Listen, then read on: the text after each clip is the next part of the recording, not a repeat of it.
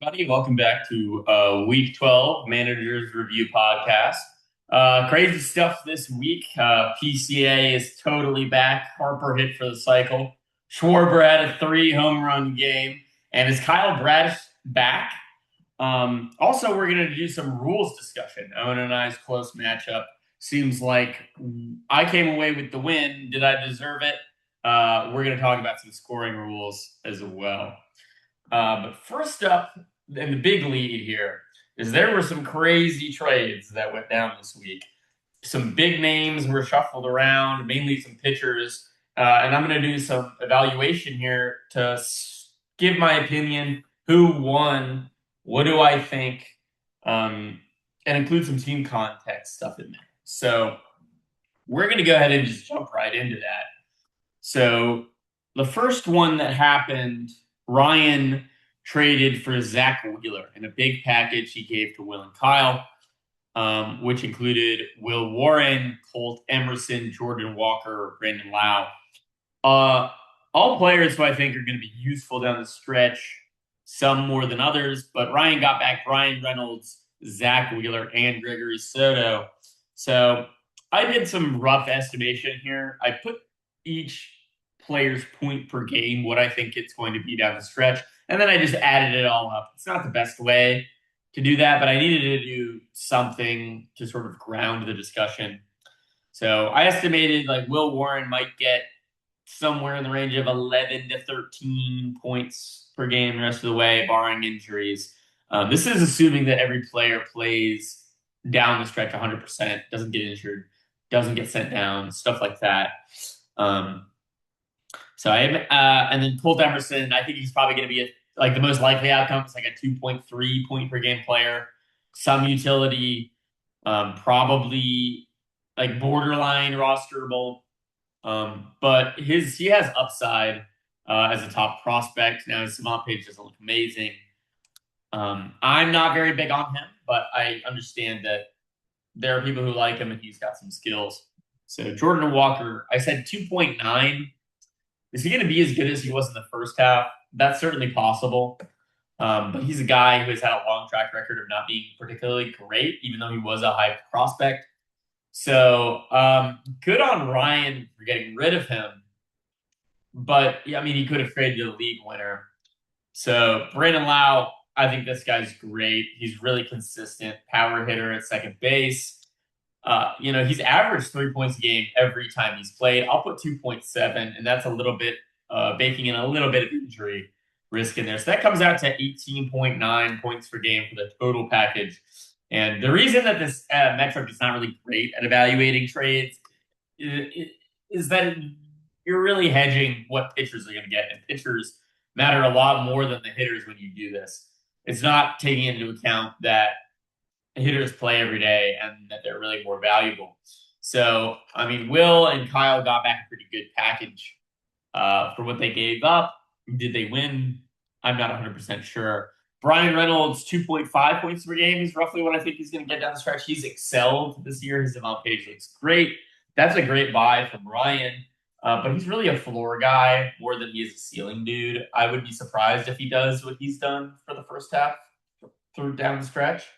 So I like the fact that they traded him. I love Ryan Reynolds. I think he's awesome, but not for what he showed in the first half.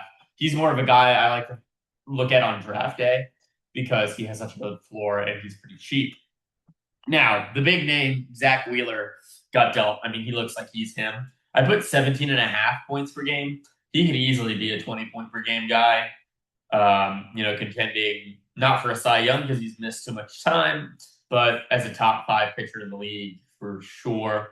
He also got Gregory Soto, who I believe is probably going to be a drop at some point. I don't think that guy's going to be very useful, but 0.7 points per game. I ended up with 20.7 as what Ryan got back. So I think Ryan probably is going to end up ahead in this trade. But there is a chance that Will and Kyle make back their money and then some just by the sheer volume of players with upside they got back. Will Warren seems to have taken a step forward this year. I don't know if it's going to stick because what was getting him over the hump when he was pitching years past was his awesome fastball. and he's kind of not throwing it the same way anymore. He's mainly just he's mixing in. He's being a little bit trickier, you know, trying to work more pitches in there, get a little bit more variation. So I think Will Warren is doing some interesting things, but has kind of also taken some steps back. Like his breaking ball, his changeup still stinks. And he's forced to throw it against lefties. But I don't know. Colt Emerson again. I just like the metrics absolutely hate him. I'm actually gonna stream my screen here as a background. Sure, what does this look like? Whoa, this is crazy. Okay, yeah, we'll do this. So yeah, like his X. I mean, these are all bottom of the tank. Is here, but he's really great at angling the ball off the bat. He pulls the ball in the air. So I think he's actually going to be a guy who sort of could be Isak Paredes like from the left side. He doesn't have a ton of speed either, so like he could be a lot better than this. Just between this metric and this metric alone, I think this page is sort of doing him dirty. So like I don't think he's this bad, but how good is he? I don't know. I would be surprised if he gets 2.5 points down the stretch, but it's not totally impossible. Jordan Walker, you know, I mean, this guy can mash. He mashed early, come picking the back up. He's had a couple hot streaks. This might just be who he is. And you can see like that upside's always been there. He's always had that ability, uh, especially this like bat speed, average exit velo.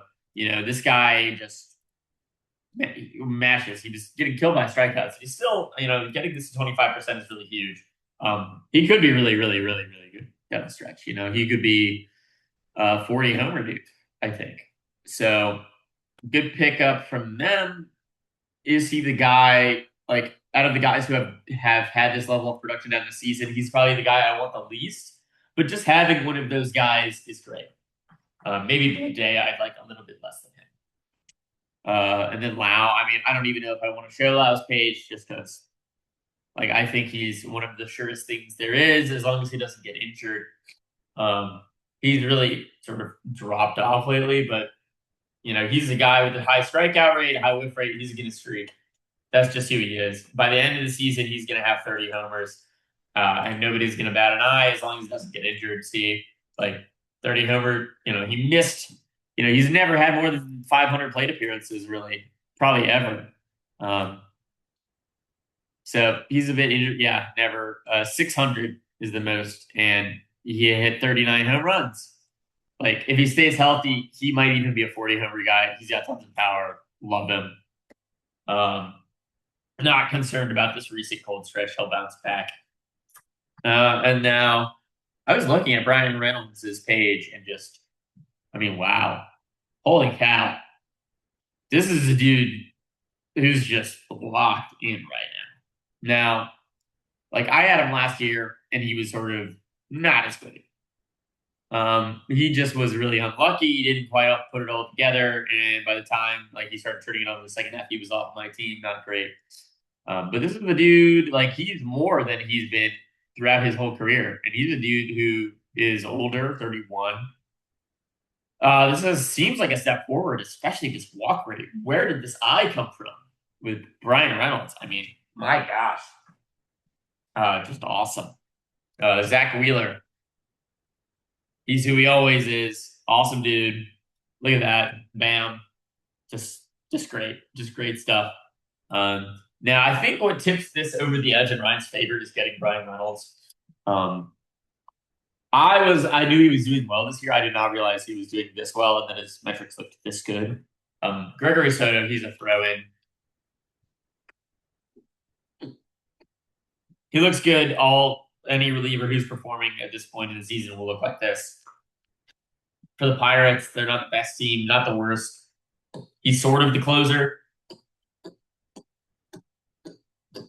Yeah, don't love it.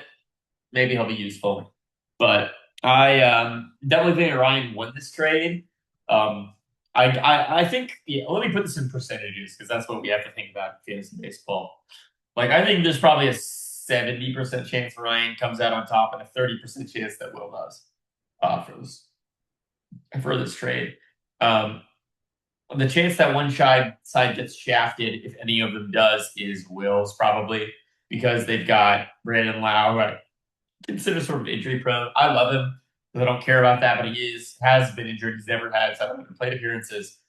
Um, and Will Warren, he's a pitcher. They all have inherent injury risk. Emerson and Walker are going to be the guys that if Will wins the trade, I think he'll do it by because I think Lau is basically going to pencil him in for probably another 15 homers as long as he doesn't get injured. Now, let's take a look. Julie also made another incredible trade. He traded Paul Skeens, or he got Paul Skeens and Bryson Stott um, for Jump, Rodon, Albies, and Luis Garcia Jr. Now, at first I thought this was a good chunk bargain, but after doing a little bit of thinking, and this is going to be a little bit biased because I really like Gage Jump, um, but I think Jack is going to come out on top. Now, that's not exactly the whole story here. A lot of these are dudes Julie would be riding the bench with. Luis Garcia Jr., Albies, like we've got other options to plug in there for Julie because his hitter bench is so deep. I mean, this was a trade that I saw coming from the get-go was Julie targeting an ace pitcher um, to one of these teams with a sort of weaker lineup when he's got an insanely deep bench. Not surprised there. So, like, who is Julie even slotting in at second base? Yeah, Travis Bazzana, who is a perfectly good fill-in at second base. So Julie's not really giving up that much value here, which is why the numbers on this point per game evaluation are going to be so skewed in Jack's favor. Luis Garcia Jr., I just don't buy this guy. I mean, I gave him 2.2 points a game the rest of the way. And that's mainly like, sure, his StatCast looks great.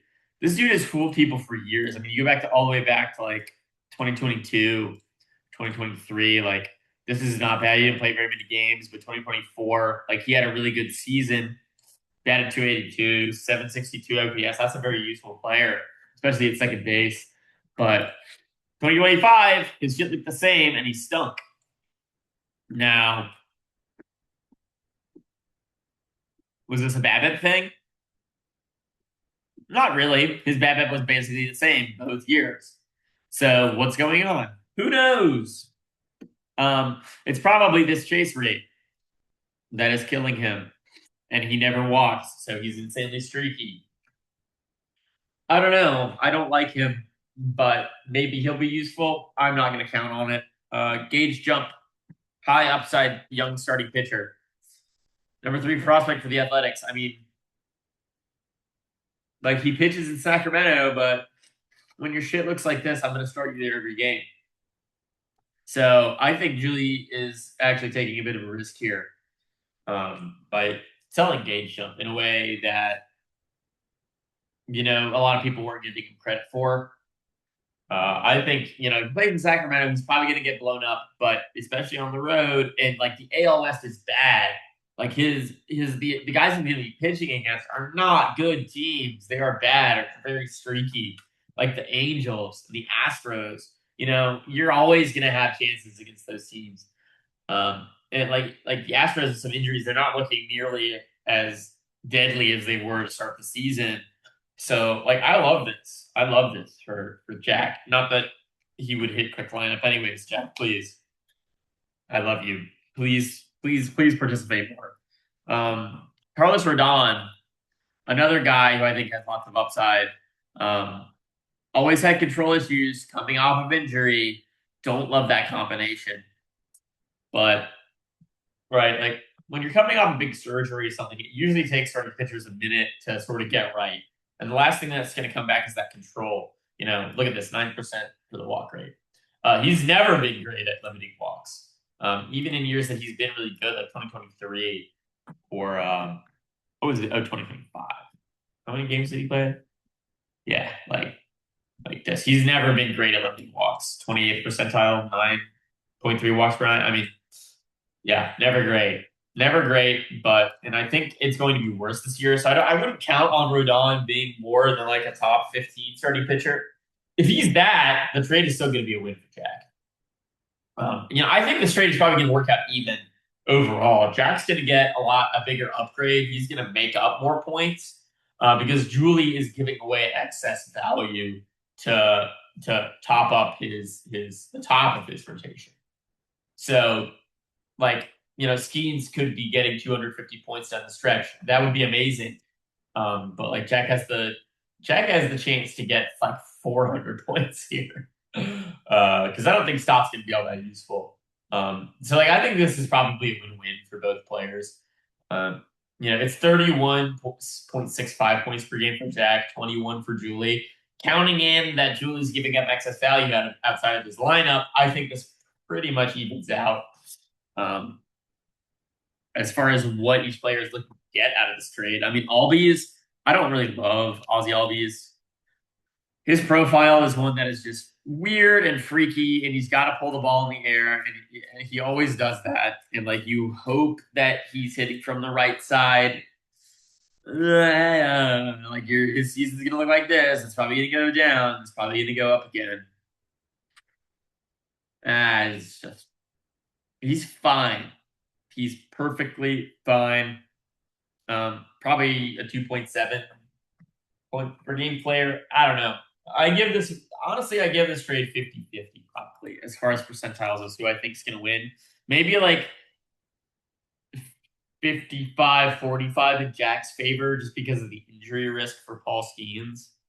That's another thing about the trade with Ryan is that he is shouldering a decent amount of risk by trading for a pitcher, especially one that's coming off a big injury like Wheeler is. But the fact that he got Brian Reynolds back also, like, he can recoup some of that value. I mean, Skeens is just one of the best pitchers in the league. He's been weirdly inconsistent this year. I chalk that up to like BABIP luck or something. Like, and bad Pirates defense, dude. Bad Pirates defense. I mean, helping to just murder their. I have 30 Pirates pitchers on my staff, and I can tell you it sucks that the Pirates defense is this bad. It really kills them. So like that honestly, like that hurts. Like as far as like what I care about, like pitching for the Pirates is almost as bad as pitching for the Athletics, in my opinion. Like like throw out that park factor. I'm talking about team factor here. Like one of the worst defenses in the league behind Paul Skeens, hurting him constantly. So like again, let's take a look at Stott.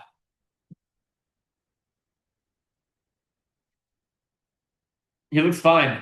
He's like basically Ozzy Albies if he's like a little bit worse. So like he basically is trading schemes for Rodon jumping Garcia Jr. I think that's whatever. Um 50-50 probably works out for Jack. If Skeens is healthy, it's gonna be a win for Julio. Which he's got an immaculate record. So I don't blame Julie for going for it. But let's move on to our waiver wire here. We're going to take a look at hitters first. Cole Carrig still out there. He's had a pretty good week, some feed, some power. Marcus Simeon. Just want to show you guys. He's been shuffled around to a bunch of different rosters, but he's starting to get hot. You know, like his his April was very very cold, and even into May. But in June, he sort of turned it on. He's looking a lot better. If you're looking for somebody at second base, at Ryan, I would consider Simeon. Blaze Alexander is who he's running there right now. We were talking about this the other day. He seems a bit more BABIP-y, whereas, uh, you know, Simeon's running a lower BABIP than I would expect him to. He did last year and the year before, but throughout his career, he's been more of a 275 to 300 BABIP guy. Maybe his profile's changed. Maybe it's just different now. This is the new norm, but I like him a lot. God, I'm so stuffed up. My voice probably just sounds awful to listen to. I'm sorry, guys.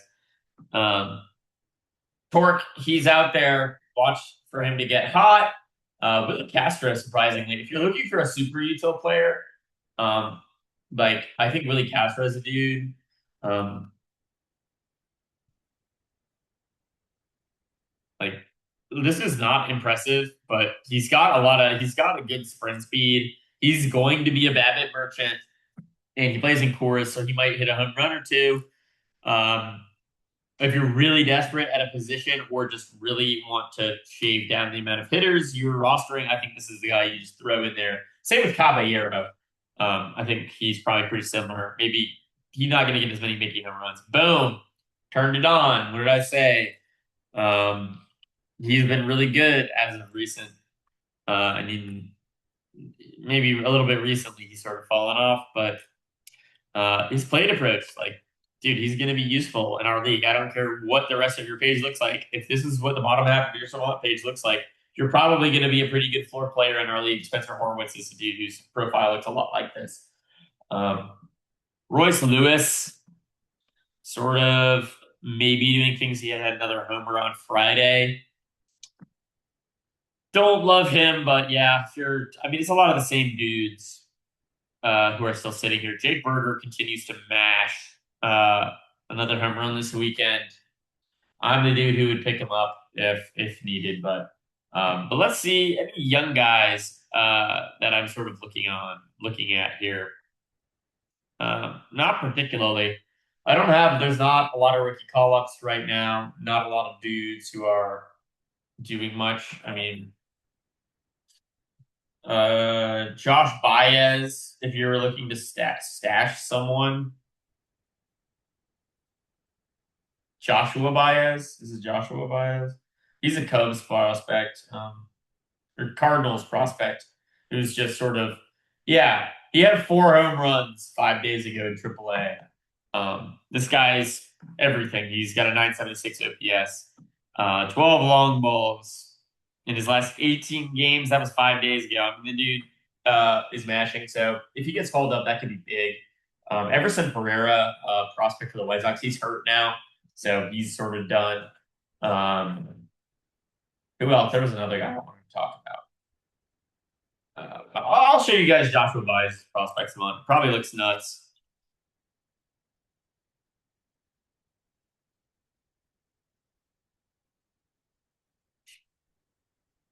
Pedro Ramirez, is he still playing? I don't know.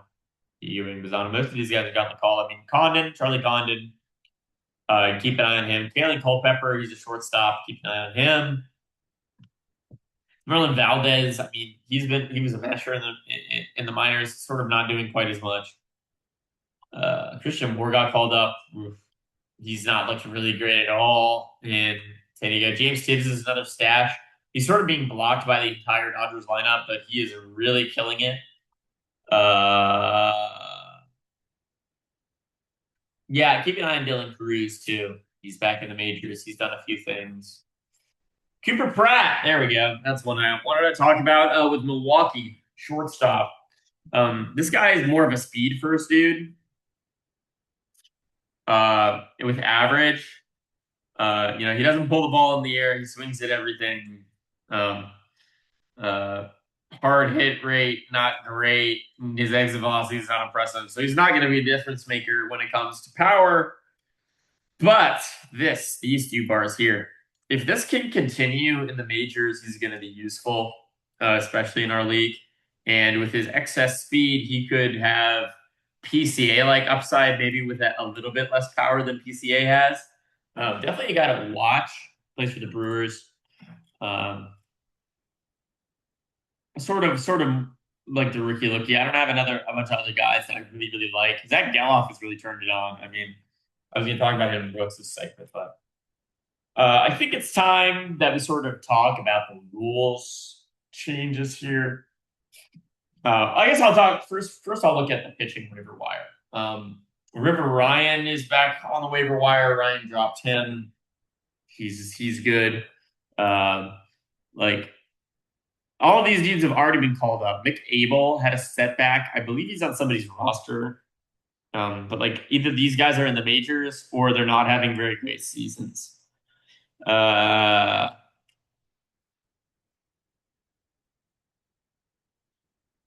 Yeah, like Robbie Snelling is hurt.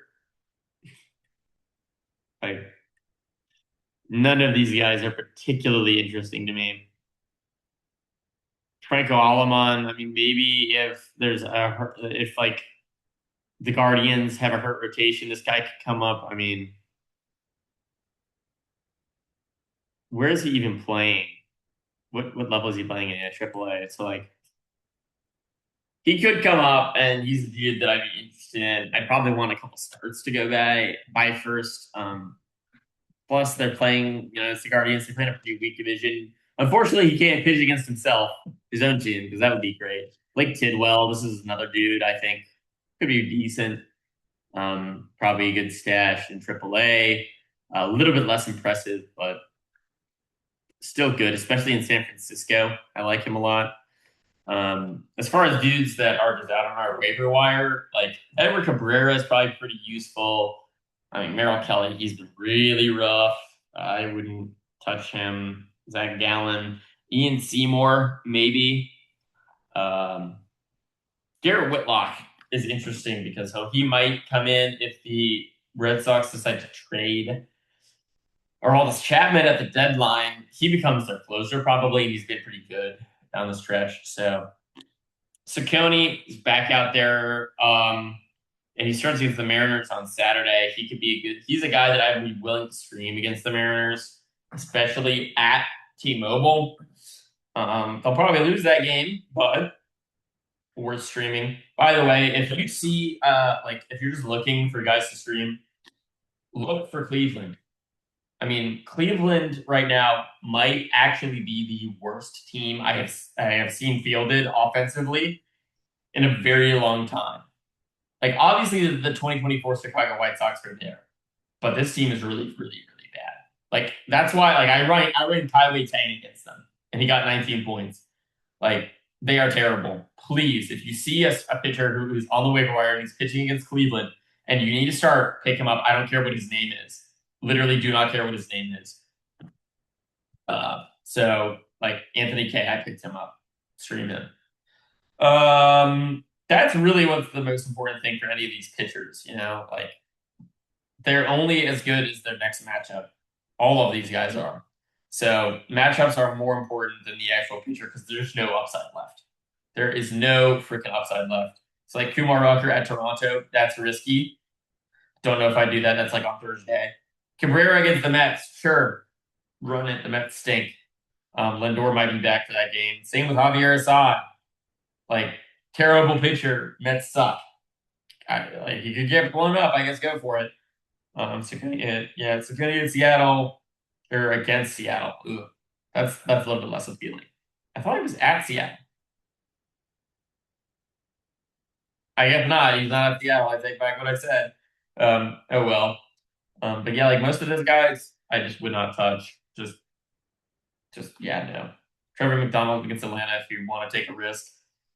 Giolito, the Dodgers do not touch that. He gets Arizona in Miami. It's doable. Doable 2-star week. Then I pick up Savali. I thought I picked up Savali. I wanted him. Anyways, let's talk about rules. I've gone over the free agents, but so and I had a very, very close matchup this week. We both were the two top scorers, and it was tight, tight, tight coming down to it. I was got 11 points,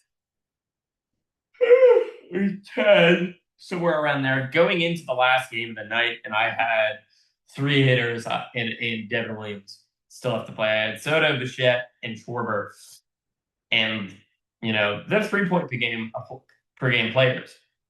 So like you would expect them to be able to clear anything 9 or less. 10, that's where I get a little nervous. Obviously, Schwarber hit a home run, brought me within like a strikeout. Jet struck out a couple times. It was rough. Either way, I went to bed thinking I was going to lose, and I wake up and an outfield assist from White Langford and a game-winning RBI from Basayo give you the win. Now, nobody likes losing to these types of things. Last year, we had basically the exact same situation where Ryan and Oz were going at it, and Ryan woke up the next day and he lost because of some double plays that got rescored.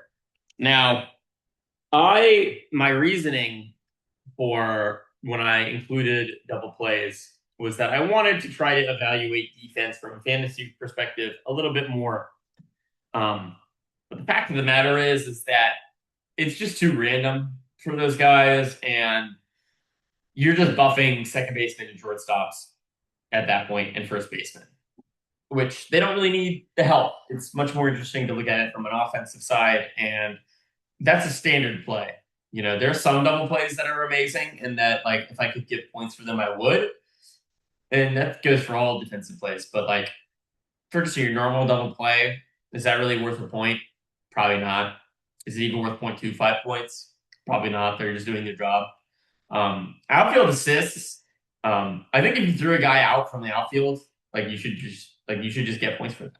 Like that seems like something that is pretty well defined, whether that's throwing a guy out running to first from right field, whether that's throwing a runner out at home, or stopping a guy from turning a single into a double. I think all of it, I find it hard to imagine a time where you didn't make an impact for your team by getting an outfield assist because you made an out, and outfield assists are hard.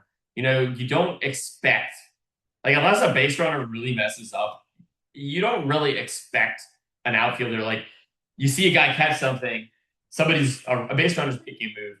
You never expect them to really get thrown out unless it's like Daniel Vogelbach or something trying to stretch double. Juan Soto tried to do this, and like, okay, maybe I don't think that's great. He was out by a mile. But I feel like outfielders should get points for that, and I think that it's kind of annoying that the scoring happens later. I don't know what we can do about that. But game-winning RBIs are one that I think is a lot less defensible. So when I included this in the scoring, my thought process was trying to quantify clutchness. Like if you batted in a run that put your team in the lead, you should get a little bit of extra credit for that. I'm willing to defend that concept. It's a little bit more variation in the points that guys get, but like how many game-winning RBIs are people really going to rack up? You can only get one per game. Only one person can get that point a game, and that's the hit that puts you on top for the final time. So, like, not very many of these are getting handed out. And sure, you can call it luck. It's situational. I'm okay with removing it. If you guys are, I think it should be included. Um, and definitely, I think outfield assists should be included. But if you guys don't want to play with the weird midnight scoring stuff, we can just do away with it. Like I'm going to defend them on a merit of where I think players should be deriving their value from. If you just think, hey, I don't care about that, that's just annoying, then we can remove that. But I'm not going to go back on the matchup. Even if Owen had done the reverse thing to me, I wouldn't do it. When Ryan lost, I didn't reverse that decision. He ended up still taking the L, even though he removed the points going forward. So I'll let you guys discuss that in a little bit more detail. That's what I think about the situation. But now we're going to move on and we're going to do the matchup recaps.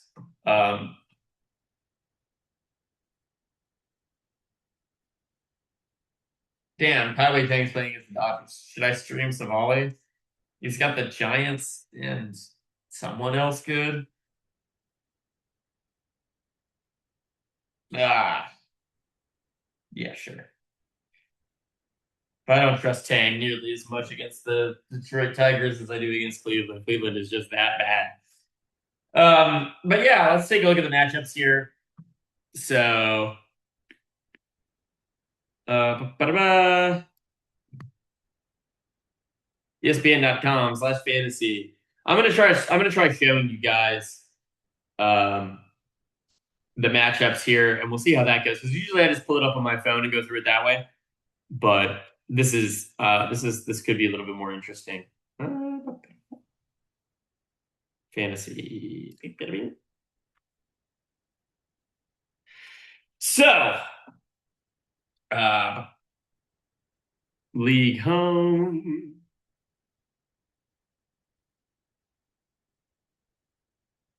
Damn it, I never do this on the.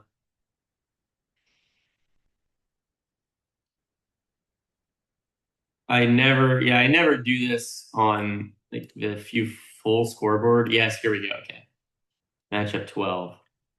So again, I guess we'll just start with Owen and I's matchup right here. So see, like 1 point was the fucking difference. Now, I this is why I'm starting to hate head-to-head points and why I really want to do a roto league is because in a roto league, Owen and I just both get credit for this week. Like we climb in the standings, we get our stats, and we move on like nothing happened. Unfortunately, we just got unlucky and ended up playing each other. This is a win against anybody else in the league unless we play each other.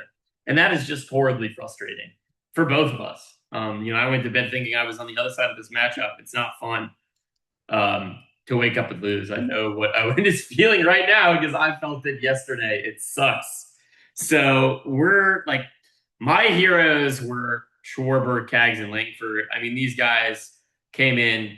Cags, I've been holding him all season, waiting for this stuff sort of thing to happen. Glad he was in my lineup when it did.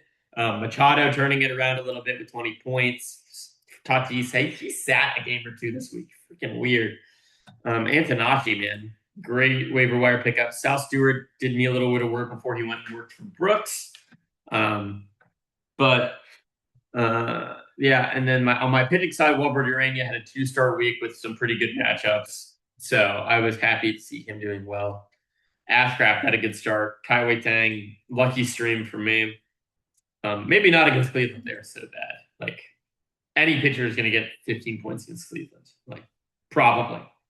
Don't quote me on that, but probably. George Kirby only got me 13. I'm going to need him to lock in. PCA, my God. Like hitting for the cycle, just homer after homer. The guy is hotter than he ever was last year, even with his first half this week. He's batting over 500, for Christ's sakes, for the week. I mean, just silly stuff is going on with him. Arise, consistent as ever. Now look at this points gap. I mean, my goodness. But Chad Patrick, the best reliever in the league. 26 points with a few saves. I mean, one save and a win. Notch it. I shouted him out as a guy who could be useful. I did not expect him to be useful in this way. Palante, he's got some more good matchups down this week. JT Ginn, another dude who is a solid waiver wire guy. Overall, I mean, just good stuff. We'll both move up in the standings this week, even though Owen lost. Will and Kyle versus Sam. This one was interesting. Sam was spreading it, so there was a weird scheduling thing where Robbie Ray was scheduled to start on Thursday or Wednesday, one of the 2 days, and the day before game got canceled in like the fourth inning or the third inning, and so Ray came in to pitch in that game. So technically, all of his stats loaded in the day before because technically that's when that game was played, even though most of the game was played the next day. It can't, for whatever reason, there's probably some coding thing. ESPN can't divide the stats between the days. Like each game is just assigned a day, and that's when points happen. And it's whenever the first inning is. And the first inning was the day before, so he missed out on all those points. Obviously, he didn't need them, so I didn't give them to him, but I would have if the situation decided it. And also that goes for the other way around. If some weird scheduling thing happens and your opponent ends up he has a guy that had an awful start and he didn't get put in, then I will correct that. I don't anticipate a situation like this cropping up again, but it did happen. Rumfeld, sleeper guy. He's good. Brian Reynolds got traded. Trout's on the IL. That stinks. And the rest of just, oof. I mean, Colt Emerson down here at 0. Did he even get any at-bats? I mean, he just zeros across the board. I guess he got traded to him the last couple of days, so not a ton of stuff to cry about there. I mean, Zach Wheeler had a great start. Christopher Sanchez had a great start. Will Warren turned up 14 points. That's good. That's what you need for him. And obviously, where's Jordan Walker? Yeah, he only got 4 points, so only a few days. But interested to see how. Same with Brandon Lau. I mean, still pretty good for only like playing a game or two. He has an error. um, but yeah, Sam's hero was Bryce Harper by far. Hit for the cycle, hit another home run yesterday. Tons of great stuff coming out of him. He was slumping, but it looks like he's back now. Perdomo was 16 points. A little disappointing for what overall this season. I mean, I'd honestly be thinking about replacing him, dropping him, getting somebody else um, in there because he's just looking like who he was before his 2025 season, which was obviously amazing. You know, I mean, wow. Maybe not. He's still useful with that sort of thing, but he's not hitting the ball quite as hard. He's not angling it quite as well. I don't know. I mean, this is just killer. It was a little bit higher last year. What's funny is that because of the percentile changes, like that is a much bigger drop. Like 2 mile per hour bat speed, that stings. Um, when you're this low, it doesn't really matter because the ball is doing most of the work when you're swinging the bat that slow. Um, but like for a guy who was like 50th or 70th percentile 2 mile per hour drop, would send him way down the list. So that's funny. But like, yeah, I don't know. I'm not really sure what to do about Perdomo, but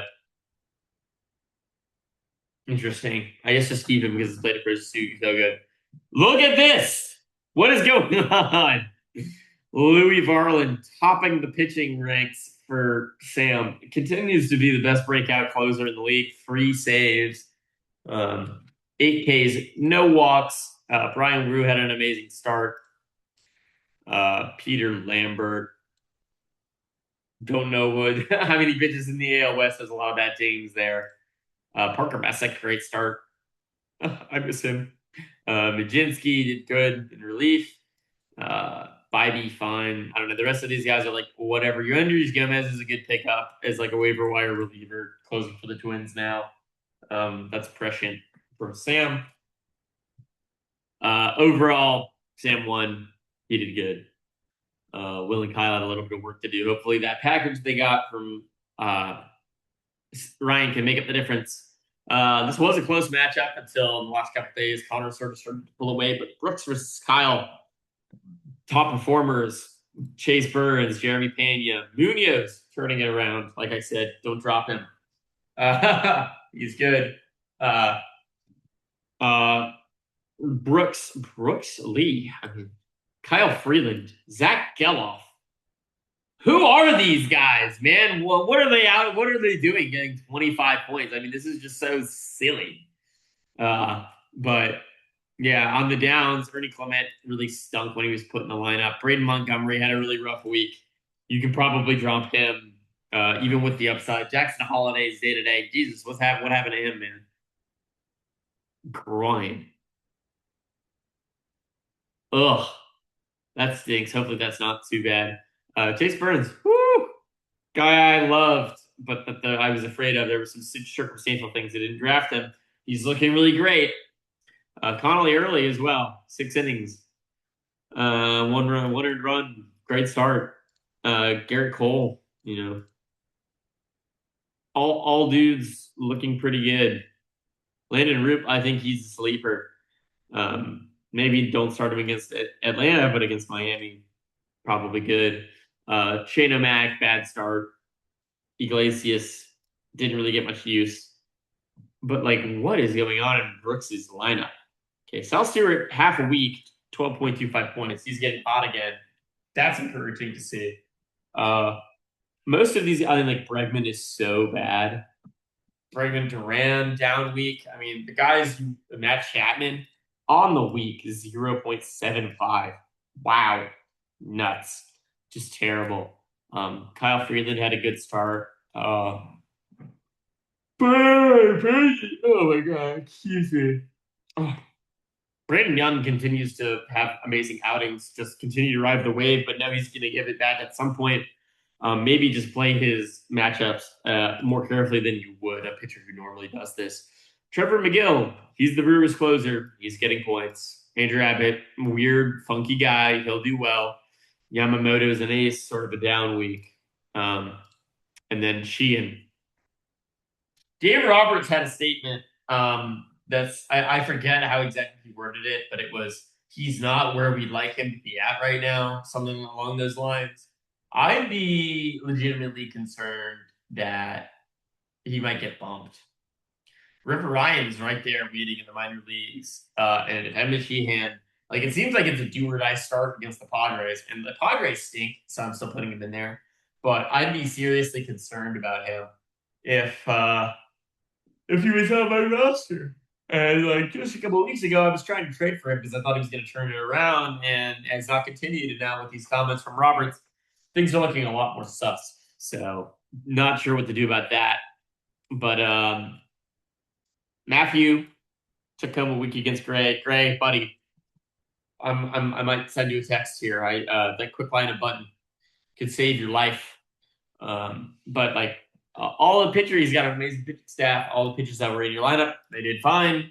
JJ Weatherhold, Kyle Bradish, Nick Kurtz, young guys with upside coming in for Matthew. The story of the whole season for him. I'm not sure we really need to go into detail on this matchup, but Gavin Williams had a stinky start. That's Gavin Williams. Foster Griffin had a good one. Wilson Contreras had a bad week. That's unlucky. Miguel Vargas had a bad week. That's also unlucky. Uh, yeah, I mean, not a single bat scored above 16 points. Kyle Tucker, man, what to do with him? You can't trade him. You can't drop him. You're stuck with him, and he stinks. So apologies for rostering Kyle Tucker to Gray. Logan Webb, I mean, good pitching performances for everybody. Justin Robleski continues to get away with it. Bubba Chandler, who knows when he'll come around. Connor Prelude, rough start. That's fine. Kate Smith get a save. Tony Santillan turning it around. So, I don't know. Gray's team's not even in that bad a spot. He's just got to pay attention. Julie came in.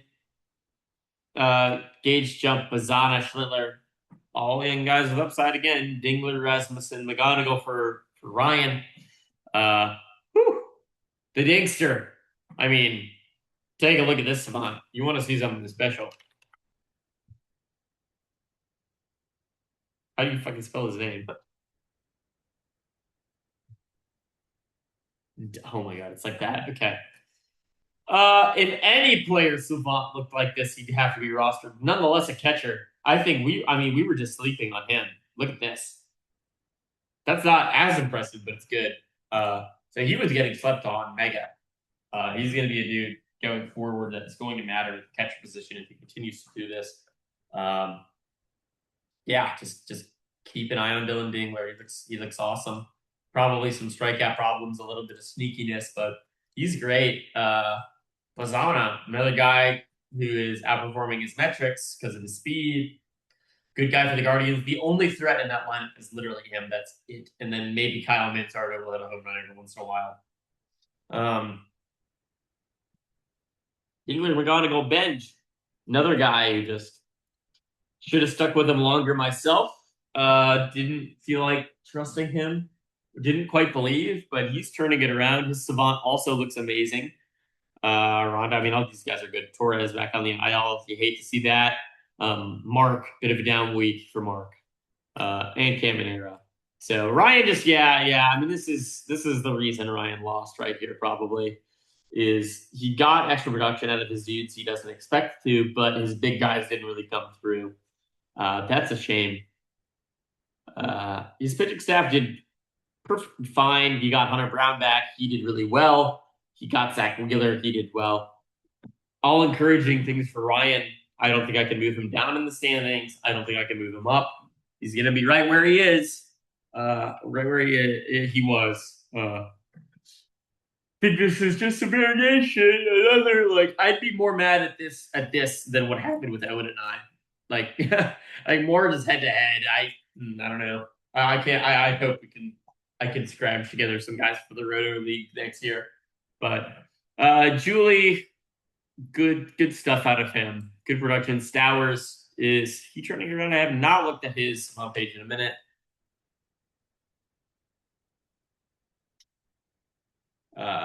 Yeah, he's gotten hot recently. Still kind of some concerning things in his profile down here, but yeah.